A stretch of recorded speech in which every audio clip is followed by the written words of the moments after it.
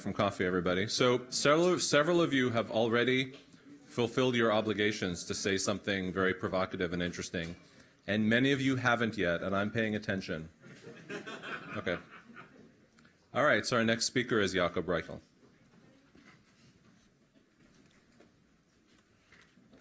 Okay, are we using that? They do want to record it, so yes. Oh, okay.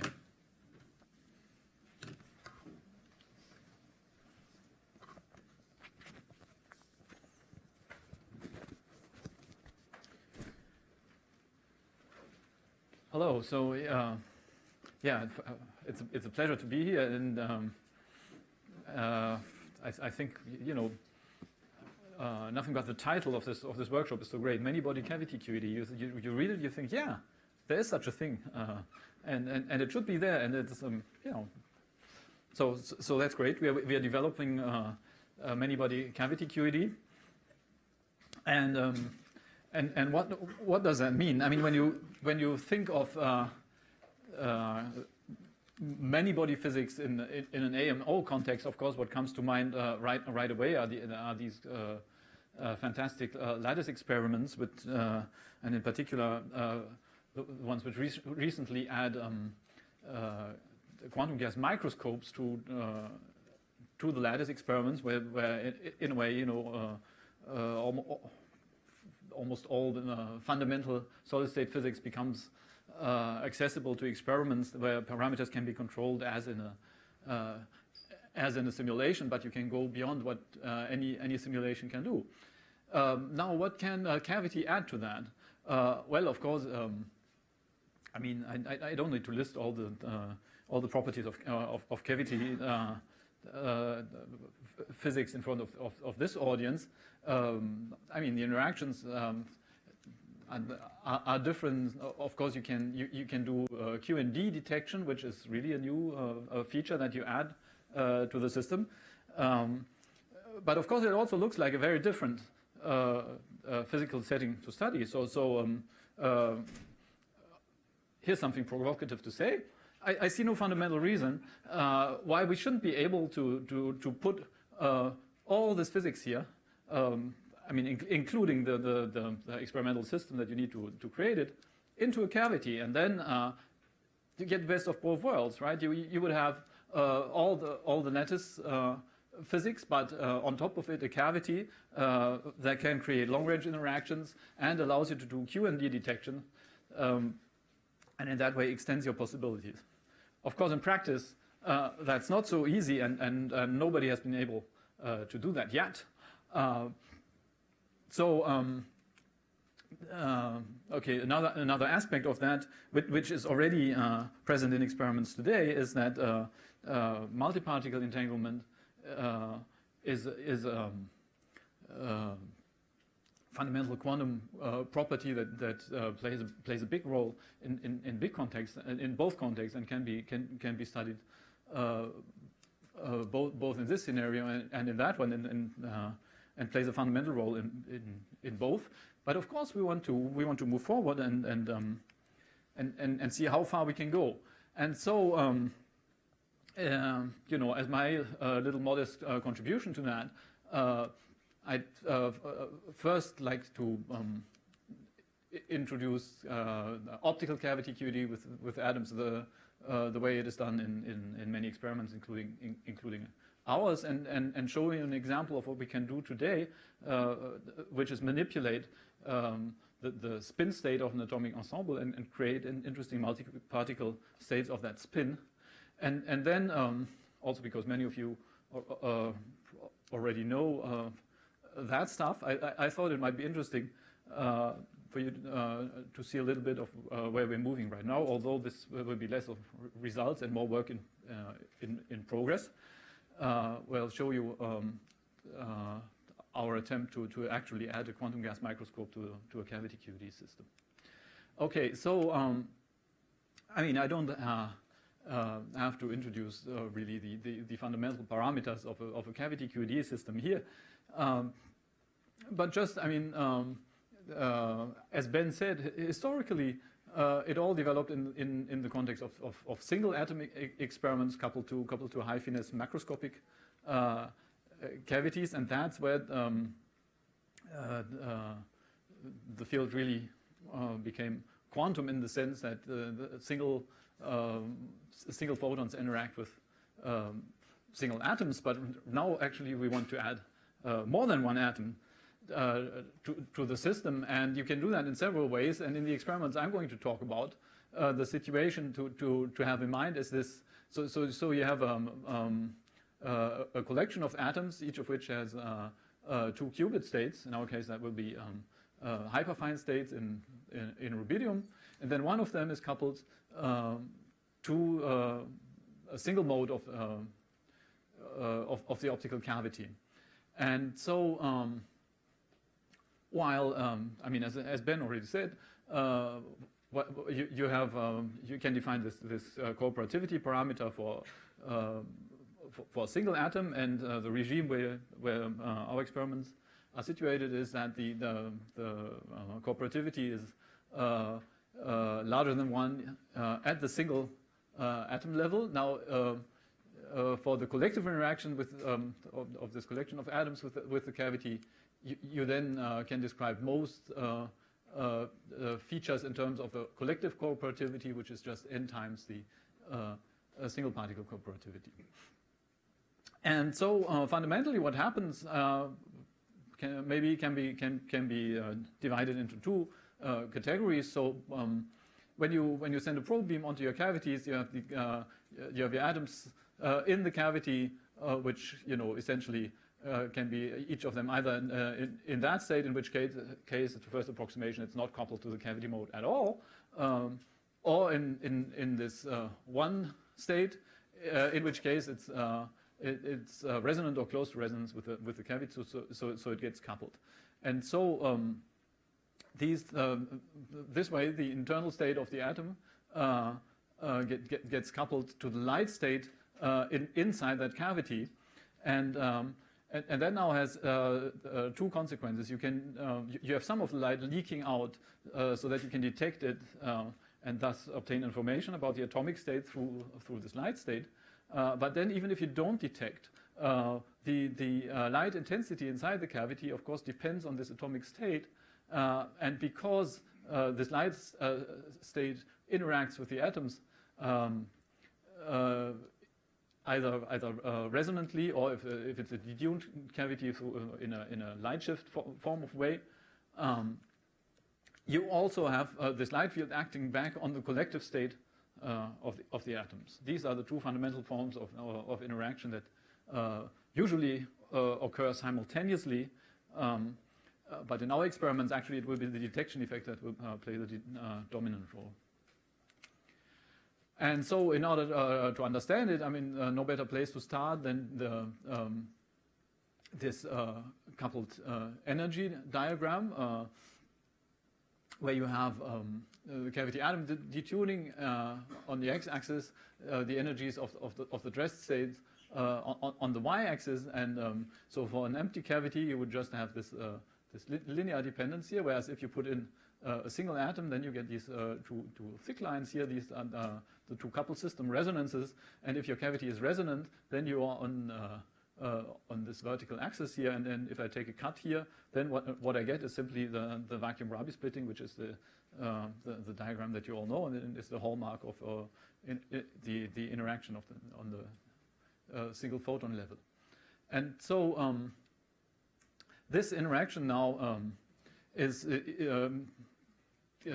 can be exploited in various ways, but because, I mean, as you saw in the diagram, you get your resonances that get shifted by significantly by just adding individual atoms, and by adding them, right, and equivalently, I can really add more atoms to the system, or I can transfer atoms from the non-coupled state to the coupled state here. So each time I put another atom to the coupled state, my resonance will shift here, and single atom cooperativity larger than 1 just means that this shift is larger than the line width, so that I can actually detect that shift in the resonance. And so when you think on the Bloch sphere, where now these qubit states of the atoms each spin 1/2, and so the collective state of all the n qubits is a spin n/2 that can be represented on such a Bloch sphere here. Then the eigenstates of the energy are these circles here called Dicke states. And so the Dicke basis is the natural basis for thinking about the interaction that we will get. And now, depending on your state of mind, you can see that as a restriction. I mean, all the atoms interact in a symmetric way with the cavity, and so all you ever get is symmetric states, symmetric with respect to particle exchange. And you could say, well, okay, so that's not the most general case, but on the other hand, it is this symmetric subspace where all your favorite entangled states live, right? W state with just one excitation here, or even the Schrödinger cat states, or also spin squeeze states. They are all symmetric in that sense. So that's the scenery. And now in our experiments in particular, in order to get this high cooperativity that we want, we developed a kind of cavity that is, very traditional in a way, because it's just a Fabry-Perot cavity, so no fancy photonic bandgap materials or other novel forms of resonator. It's just a Fabry-Perot, but we realized this Fabry-Perot by making microscopic mirrors on the tips of optical fibers. And we do that using CO2 laser machining in order to get extremely smooth surfaces. And so we have a microscopic form of Fabry-Perot that allows us to have very small cavity waste, which gives us high cooperativity, as you will see. And we combine that with a technology called atom chips, where you use very simple microcircuits to trap and manipulate your atomic ensemble. You essentially can, once you have such a chip, you get Bose-Einstein condensation for free. And so we can actually, the first thing we had to do was to implement a cavity on top of such an atom chip system. More information, if you're interested in that topic, is in this book. And that's why we started making these miniature Fabry-Perots starting from optical fibers. And so what you see here is the kind of mirror that we use, the kind of mirror substrate, let's say. So this is an optical fiber, so this diameter here is 125 microns. And this very shallow depression here, that is our spherical, or approximately spherical mirror surface. And the way we get that is by shooting with a focused CO2 laser at a cleaved fiber. And the nice thing is, in a way that somehow came almost as a surprise, you have two processes happening in parallel when you shoot with this high energy laser at the surface. You get ablation, laser ablation, so material gets evaporated here. That's what makes the overall shape. But at the same time, the glass melts locally close to the surface, and that's what makes this excellent surface quality, which will now allow us to make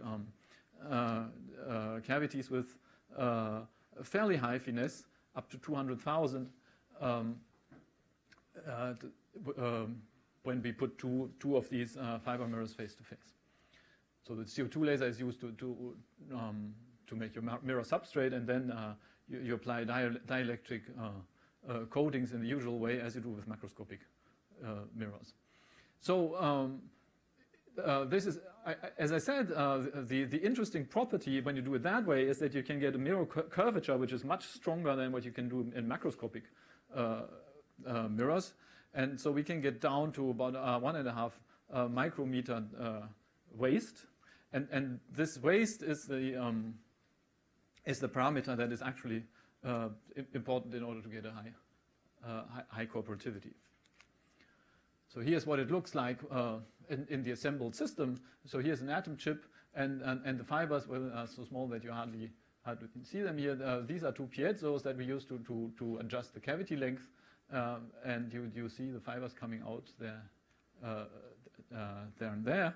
And in the experiments I'm going to describe now, what we have is one such cavity. We have an ensemble of atoms, which is actually initially a Bose-Einstein condensate that we trap inside that cavity. And thanks to the atom chip, we can position the BEC entirely inside a single antinode of that cavity, and in that way get perfect control over the atom light coupling, which is the same for all the atoms.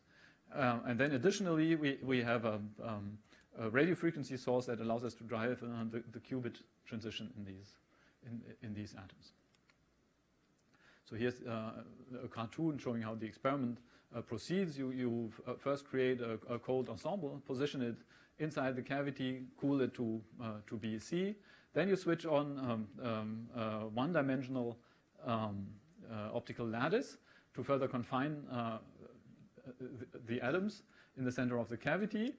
And then when you switch on your resonant probe beam, you have things arranged in such a way that the antinodes in the center of the cavity perfectly overlap, so that the atoms are trapped in a place where the coupling to the cavity mode is maximum. And then the physics starts. Okay. So what is the physics that we are looking at? Well, the first thing was that we wanted to use this coupling as a qubit detector. So suppose you start in such a situation here with all the atoms in the zero state, and what we want to detect is whether an atom transits to the one state here by looking at the light transmitted by the cavity. Now, if the cavity is actually tuned on resonance with the 1 to E transition here, then what happens? Well, if all atoms are in the zero state, then it's essentially as if these atoms weren't there. And if your probe beam is resonant with the cavity, then it gets transmitted, and you get such a transmission spectrum here. So that signals that no atom is in the one state. Okay. But now, what happens if at least one atom is promoted to the one state? Well, because we're in the strong coupling regime, a single atom in that state here is enough to completely detune the cavity plus atom system out of resonance, and so the probe beam is now reflected. Because we have this vacuum Rabi splitting here, and as we are still probing at this frequency here, we now get reflection.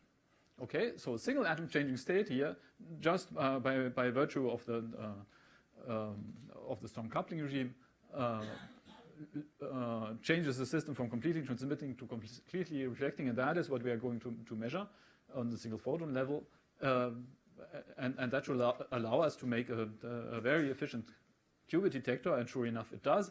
Here you see these so-called telegraph signals that you get when you have a single atom in the cavity. You externally drive the transition, so it's sometimes in 0, sometimes in 1, and then you see every time it changes state, your cavity reflection and transmission signals have a very high contrast transition that allows you to determine the qubit state with a fairly low error that actually rivals the best ion trap experiments.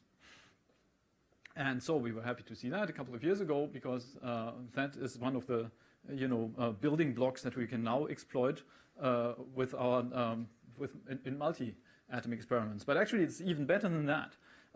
It's not only a good detector, it's a detector that allows you to detect and project the internal state without doing any, how could I say, collateral damage.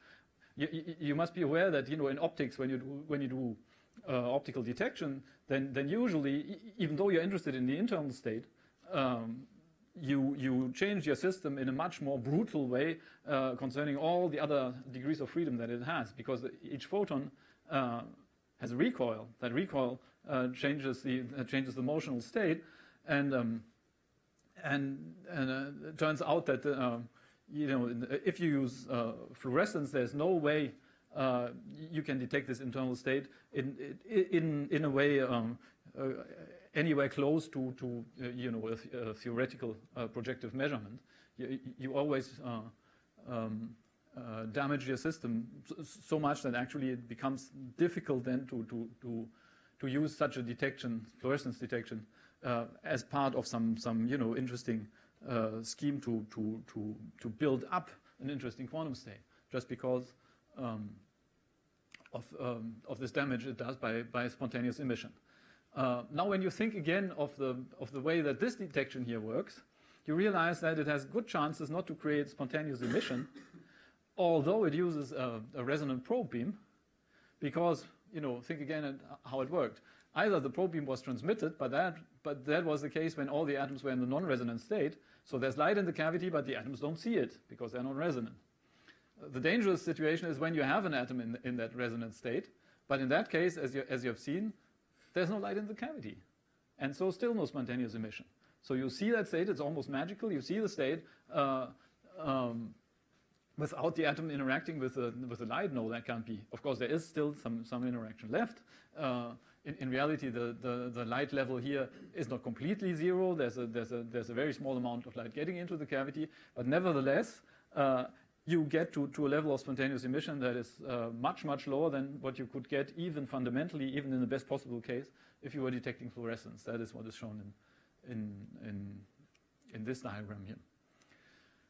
And so what we have now is an atomic state detector that creates very little spontaneous emission, and thus can be used as part of some scheme where you combine it with coherent evolution, and that's the interesting point. And now, what also you have to think about what happens when you apply that not to a single atom but to an atomic ensemble.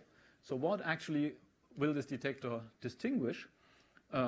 It has only two states, right? Transmission or reflection. So, what do these states correspond to? Well, transmission corresponds to all atoms in the zero state. Reflection corresponds to any other state. As soon as you have at least one atom in the one state, then you have reflection. Okay, so this detection is actually, in the big Hilbert space of n qubits. This detector singles out one state, which is the 000 state, and distinguishes it from the subspace of all other quantum states of your qubits. And this feature is something that we have used to create entangled states by something called quantum xenodynamics. Now, what is quantum xenodynamics? Quantum xenodynamics is a really interesting form of quantum dynamics where you combine coherent evolution with non-destructive measurement in order to produce interesting quantum states. And there's a lot of theory on the subject. You can see it as a generalization of the quantum Zeno effect, where you freeze any dynamics by just continuously projecting the atom back into the state that you have measured. But here, what you do is you have a larger Hilbert space. You measure at some point in the Hilbert space, and suppose, for example, that you have this big Hilbert space here with a lot of states in it, and you have a detector that can just distinguish whether you are in this left half or in this right half of the Hilbert space. Then each time you use that detector, you will project your state into one half of the state. So you can no longer have any coherence between these two halves, but inside each half, you can still have coherent evolution. And what gets interesting is when you drive coherent evolution so that the state gets close to this border, and when it does, then the dynamics will be different from what you get without the QED measurement, and that is typically when you get entangled states. So, we were not the first, of course. To explore that, yes, there's a number of experiments here listed here that are trying to explore quantum xenodynamics. And our little take at it was to use the detector that you have just seen, which kind of makes the most trivial implementation of such a quantum xenodynamics in the following way. So suppose you start with all spins up. So you start in the 1-1-1-1 state, and your detector, as before, singles out the 0-0-0 state, which has probability 0 initially. Okay, so here's the situation on the Bloch sphere. So you start up there, and then you apply a radio frequency Rabi drive, which normally, without the detection, would take your quantum state all the way down to the south pole, driving all the atoms in a way that never creates any entanglement, of course, just a Rabi oscillation of n atoms. But now we simultaneously switch on our detector. So using once again this cartoon representation, now we have a Hilbert space where a single quantum state is being singled out by the detector. So it's initially probability 0, so continuously our detection projects the probability of this 0 state back to 0, while the atoms are trying to approach that state. And as they get close to it, it turns out, as you can verify by doing simulation, that the state that you get is actually very close to the W state, where you have exactly one excitation in the system, which is an n-particle entangled state of the spins. So looking at the south pole of the sphere in this simulation here, here's what happens. So without the detection, it should just go through the south pole, and instead you see it forms this ring. And while it forms this ring, that is the interesting moment where you want to look at the quantum state, and that's what we have done. Yeah, as I said, the state that you have in that moment is a very good approximation of this entangled state here. And so here are our experimental results. Using our cavity, another thing that we can do, and which I don't have time to explain in detail, is to actually do quantum tomography inside the symmetric subspace that we're working in. So we have looked at a region around the south pole with modest 7x7 point resolution around the pole, and then done a maximum likelihood reconstruction of the quantum state, which is in this lower row. And at the time, predicted by the simulation, indeed you get something that resembles a ring. And that is our experimental approximation to the W state created by quantum thermodynamics. And note that this happens all in a deterministic way. So we switch on the detector plus the Rabi drive. We stop at this time here, and we get our state.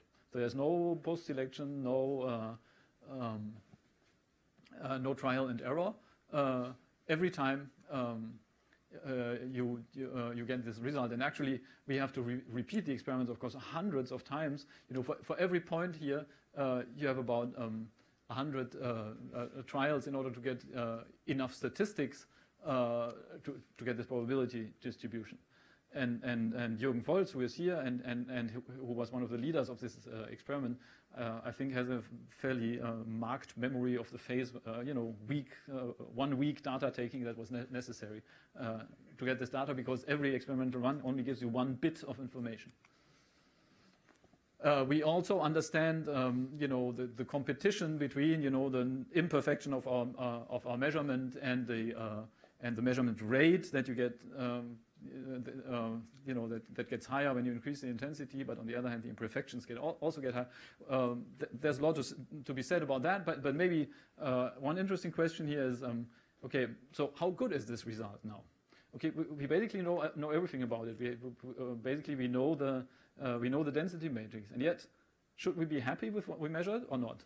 First thing, we can measure the overlap with the W state. We find 37%. Now, is that good or bad? Is that entangled at all experimentally?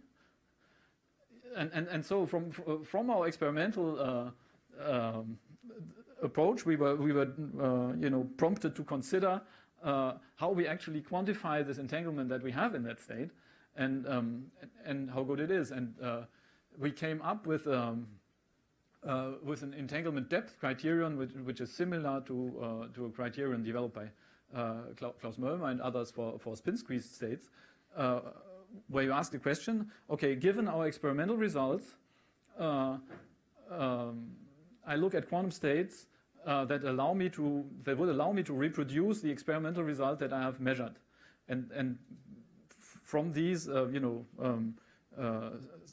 theoretical states, then for these theoretical states, I know how many entangled particles they contain. And so how many entangled atoms do I need at least in order to reproduce the result that I'm getting experimentally? That is the kind of question that you asked for, and then the answers here is, for example, when you are just knowing the rho 0, 0 and rho 1, 1 matrix elements of your density matrix, just from these two informations, you can tell that if you are in this part of the diagram, so above this blue line here, then you need at least 2 entangled atoms in order to get this combination of rho 1, 1 and rho 0, 0.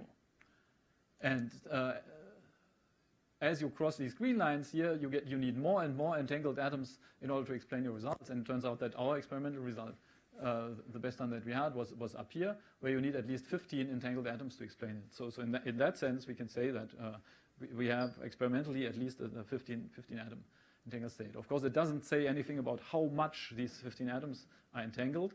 And in that sense, maybe this criteria is doesn't tell you all you want to know, but at least, I mean, that is what we know. Right. So at this point, how much time do I have? About another 5 minutes. Good. So in the last part now, I would like to tell you a bit in which direction we are moving right now, which is our take at a poor man's quantum gas microscope that we would like to combine with this cavity. So here's the idea. I mean, in the preceding experiments, all the atoms were in a single antinode of the cavity field. That's one way of doing it. Of course, another way that would be interesting is to really exploit this 1D lattice that we have and put atoms at one by one at individual lattice sites, so that then it resembles a bit, an ion trap setting, and you could add a high resolution microscope and look at the sites one by one, and thus measure the qubit state of each atom just by having the spatial resolution. So in that sense, what you want is a quantum gas microscope added to the cavity system.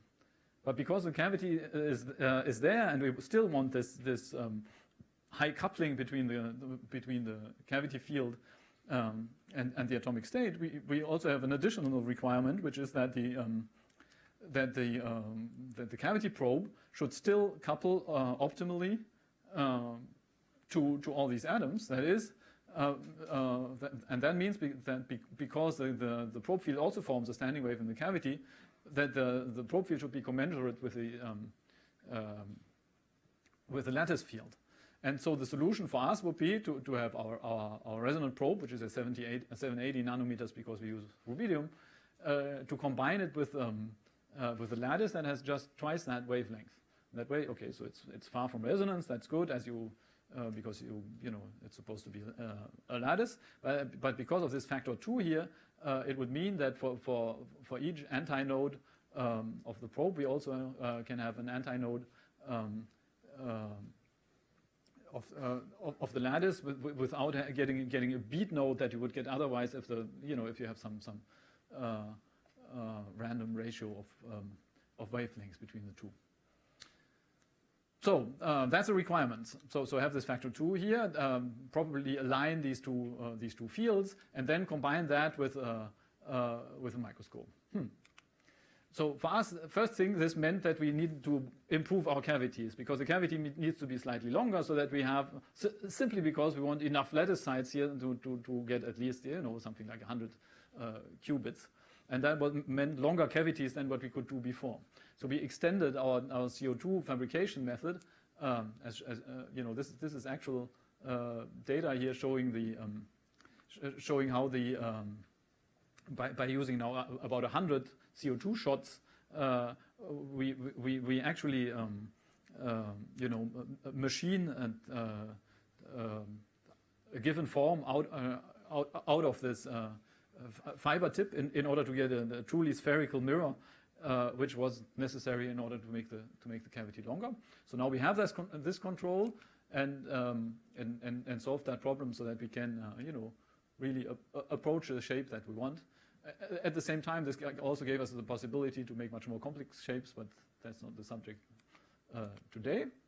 And so now we can make the cavity long enough so that we have about 100 sites inside the cavity. And now, as I said, we want this resonant probe and this lattice field to line up in phase like shown here. So first of all, it means that because we use these fibers, we need a fiber that transmits both wavelengths. That can be done today using so-called endlessly single-mode fibers. So we learn to process these fibers to make our cavities. And but it also means that we had to be very careful about the reflection phase shift and also about the GUI phase in these cavities that are not much longer than the Rayleigh range. So all that needed to be taken into account. So we asked our favorite coding company to make coatings with a precise value of this reflection phase shift. And so they did it, and we got our fibers. Now, how do we know it actually works? We were asking ourselves, okay, that's what they say, but how do we know that these standing waves actually overlap the way we want?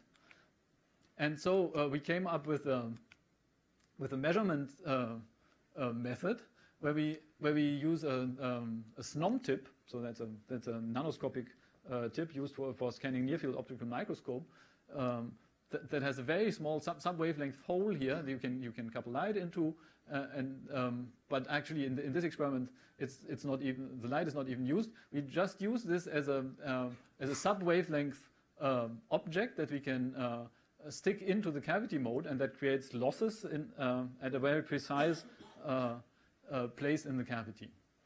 And then we couple both wavelengths into the cavity, measure their transmission, and with wavelength resolution, and then move the tip across the cavity, and then we get such patterns here. And as you see, they are nicely lined up in phase as they should. And so now we know, okay, the cavity works as it should. And by the way, these are the other parameters. For the other parameters of the cavity, it's very close to what we had in the previous experiments. Now the other thing is to get this to add this quantum gas microscope to the thing, which in our case is just amounts to having an aspheric lens with high numerical aperture, which is inside vacuum, close to the fiber cavity. So you have the two fibers here forming a cavity here, and then held by the same support, you have this aspheric lens, which is actually a cheap object that you can buy from Torlabs. And then once again, same question: how do we know that we actually get the optical resolution that we want? And here again, we use our SNOM tip, and this time use it really coupling light into it as a sub lambda emitter that is a very good approximation of a point source, and then we look at the image made by the aspheric lens, and as we move this tip inside the cavity, we see that we here get a fully modulated function with spacings as low as 1.5 microns, and when we get to the 780 nanometers spacing that we expect for our lattice sites, this is actually still larger than the resolution of our microscope. So that again should be okay in order to work with the atoms. And now you would like to see the data of the atoms, but unfortunately that we don't have yet. So that's where we are in the experiment right now. I mean, the whole thing has been set up. That's what it looks like in practice. You see the fibers here, and there's the lens, and all that in a little glass cell, and then there's the camera looking at it from above. And okay. One last thing: how do we actually load that cavity? Actually, we gave up the atom chip this time because we want optical access from all sides, and the chip was just getting in the way. But then we had to find a new loading mechanism. So we used a dipole trap transport, combining an acousto-optic deflector with a large lens, so that yeah, it works, and we are seeing the first signals. But still, I must say, I regret the atom chip. We are having problems with this loading mechanism, and that's what we're working on right now. And that brings me to the end. So we have other projects too, but I have no time to talk about it. But I should definitely, acknowledge our great team that is doing that work. Here, that's the people who are working on the project that I just described, led by Romain Long, all at Laboratoire Castel-Brossel. And that's it. I hope you enjoyed it.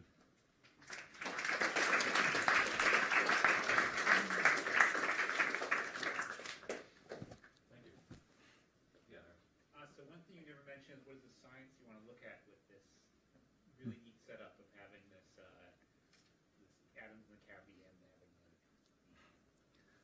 Yeah, so one thing we're particularly interested in is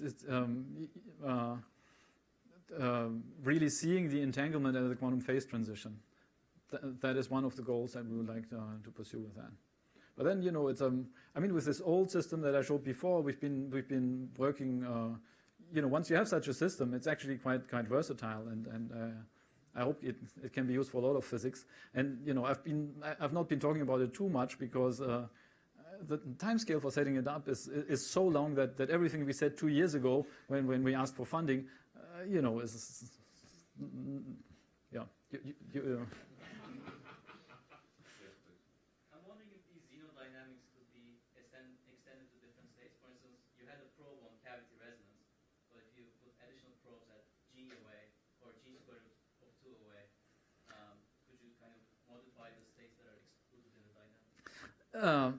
That's a very good point. Actually, there's a what you're saying there is actually an idea that works. You can put a coherent superposition of frequencies on the cavity, and that should allow you to produce a corresponding coherent superposition of Dicke states by projection. And this is now called carving a quantum state out of a coherent state. It hasn't been done yet, but it has been proposed by Vladan Vulicic's group, and Monica next to you came up with an improved version, and I don't know if you are going to talk about it. Yeah.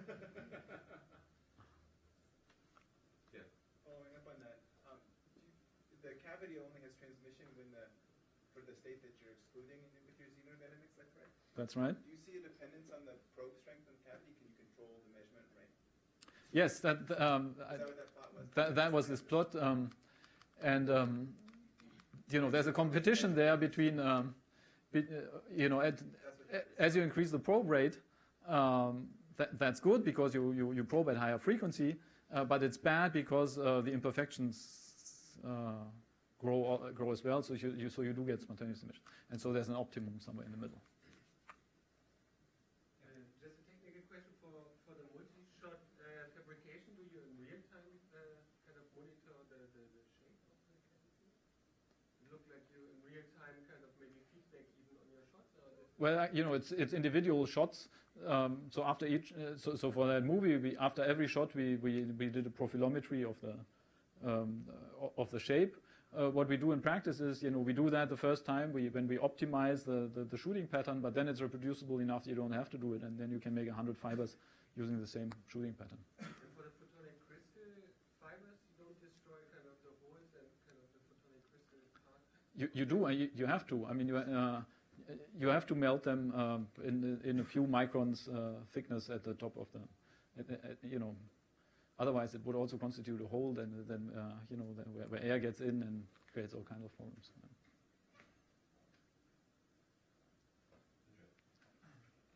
Quantum gas microscope, if I understood you correctly, it looks like you have to scatter many photons from some site to be able to Absolutely, like in all quantum gas microscopes. Same sort of cooling program going on that you, in order to be able not to heat that atom that you want to detect, you apply some. And how would that be? You mean in order to reduce spontaneous emission in the microscope, you would need a lateral cavity, which we don't have. So here we have the same restrictions as they have in other quantum gas microscopes. So we will need to integrate for a fairly long time in order to get enough fluorescence, and we will have all the problems associated with that. But they typically they have to make their lattice to keep the atoms in place very deep, and nevertheless, this is not enough. They have to cool. Yes, absolutely. I mean, we will have to cool too. Yes, yeah. There's no advantage here over. And it's it won't be easy. I'm sure this is impossible, but instead of using a quantum gas microscope to look at the atoms, I mean, it would also be amazing to be able to do quantum state preparation. Like, for example, to be able to take individual atoms in a cavity and make something like a subradiant state where you prepare the right phases that don't couple. Is this completely impossible? You mean by Getting back through the microscope, I mean, individually assessing individual atoms. In principle, it can be done. We hope we can do it in the future. And I mean, there's no fundamental reason it shouldn't work. It's just that you need another beam that needs to be exceedingly well controlled in space. But we hope we can do it in a few years.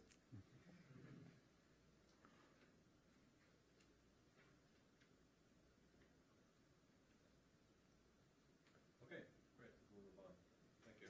Thank you. Thank you.